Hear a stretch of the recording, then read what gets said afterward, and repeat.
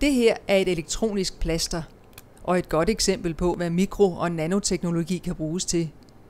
Plasteret måler puls og iltindhold i blodet, og vil kunne give eksempelvis kroniske patienter større frihed i fremtiden.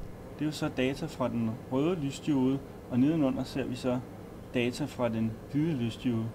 Plasteret det indeholder jo både et målesystem og en lille computer og en lille radiosender, der kan række måske 2 meter på kroppen, og så i lommen har du en smart mobiltelefon, der så kan kigge på de her data, der bliver målt, og sende det videre på en sikker måde ind til sygehusene.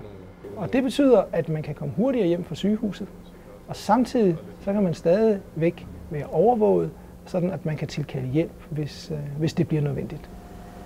Det elektroniske plaster er resultatet af et forskningsprojekt, DTU i Lyngby i over 3 år har samarbejdet med en række virksomheder om. Og det er et af de produkter, der bliver præsenteret på den 5-dages konference KOMS 2009 i København i næste uge. Et arrangement tipsmidlerne gennem Forskningsministeriet støtter med 100.000 kroner.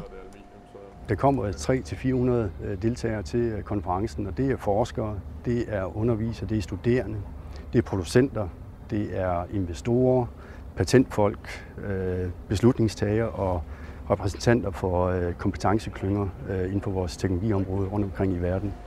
Så konferencen er en vigtig del af arbejdet med at få forskningen omsat til egentlige produkter.